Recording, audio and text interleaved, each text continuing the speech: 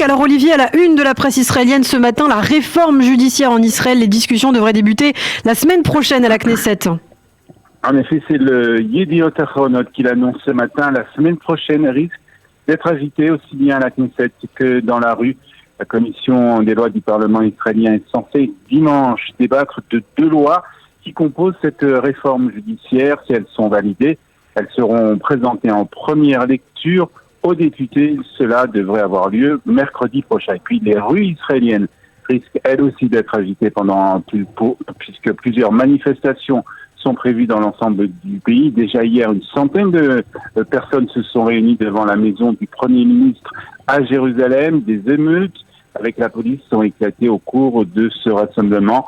Et puis Sima Kalmon écrit ce matin dans le Yediot Ahronot que c'est la dernière chance d'arrêter ce qu'elle appelle un putsch policier. Qu'est-ce qu'attend le président et pourquoi les responsables du Likoud se taisent? Ce sont les questions que pose ce matin Sima Kalmon dans les colonnes du Yediot Ahronot. Et par ailleurs, l'ancien procureur général Avichai Mendelblit, qui avait inculpé le Premier ministre pour appel pour corruption, fraude et abus de confiance, c'était en novembre 2019, a rompu son silence. L'ancien procureur a donné son avis sur la réforme judiciaire. Mais on n'avait pas entendu l'ancien procureur général depuis son départ de ce poste il y a 2 ans. Hier, il a accordé une interview à Ilana Dayan de la chaîne 12, interview dans laquelle il déclare que le timing de la réforme judiciaire n'est pas un fait du hasard. Il est persuadé que Benyamin Netanyahou se sert de la refonte judiciaire pour mettre fin à son procès. Selon moi, Netanyahou veut créer une situation dans laquelle son procès ne se termine pas de manière appropriée, a déclaré l'ancien procureur général. On ne peut pas faire de compromis sur l'indépendance du pouvoir judiciaire, aussi déclaré Mendelblit, concernant les aspects plus larges du remaniement judiciaire que propose le gouvernement. Un mot du tremblement de terre en Turquie et en Syrie. La presse israélienne évoque le tragique sort, notamment de la communauté juive d'Antakya. Oui, il s'agit de l'une des communautés juives les plus anciennes du monde. Elle se trouvait à la frontière entre la Turquie et la Syrie. Et elle a pratiquement été effacée par le tremblement de terre qui s'est déroulé cette semaine. La communauté juive d'Antakya a été fondée à l'époque d'Antakios il y a 2500 ans.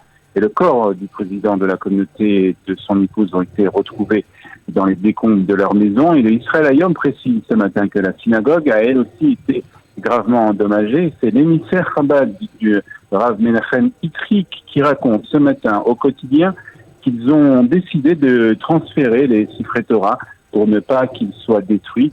Il s'agit de rouleaux vieux de 400 ans. C'était triste de devoir sortir les Sifrei Torah, mais nous n'avions pas le choix. Personne ne sait quand la communauté pourra revenir sur place, a ajouté l'émissaire du Chabad.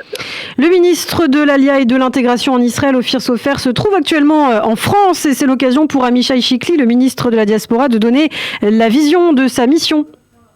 Oui, le ministre le fait ce matin dans le Israël Hayom. Amichai Chikli, considéré comme proche des mouvements libéraux, estime qu'il est nécessaire de procéder à des changements au regard de la clause du petit-fils dans la loi du retour. Une personne qui n'est pas juive et dont l'affinité avec le judaïsme vient du grand-père ou même de l'arrière-grand-père ne doit pas obtenir automatiquement la citoyenneté israélienne.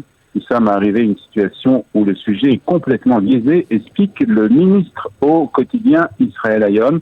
Amichai Chikli est donc déterminé à entreprendre des changements sur ce sujet, mais il tient à ce que la démarche soit faite dans le dialogue au sein d'un forum qui comprendra des représentants du judaïsme et de la diaspora. Et puis le ministre de la Diaspora a aussi évoqué la problématique de la haine grandissante d'Israël sur les campus à l'étranger, en particulier aux États-Unis.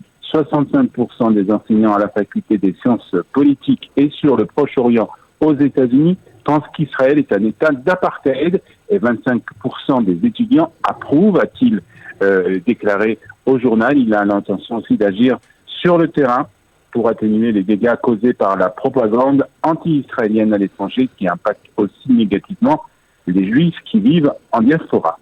Et puis enfin, pour terminer, Olivier, une information sociétale en Israël. Les Israéliens qui boudent de plus en plus le grand rabbinat pour se marier. Oui, de plus en plus de couples israéliens juifs choisissent de ne pas se marier par l'intermédiaire du rabbinat. C'est un site d'information qui nous l'apprend ce matin. Selon les données officielles du ministère des Services religieux et du Bureau central des statistiques, la dernière décennie a enregistré une baisse de 20% de la proportion d'unions célébrées par le biais des autorités orthodoxes du pays. Et le Maariv ajoute aussi qu'une enquête publiée récemment indique que seulement 9% de la population juive laïque exprime sa confiance dans le grand rabbinat et que 17% des couples qui se sont inscrits pour se marier en Israël l'ont fait par le biais d'organisations privées. Au vu de ces données, il semble donc que cette tendance se poursuivra.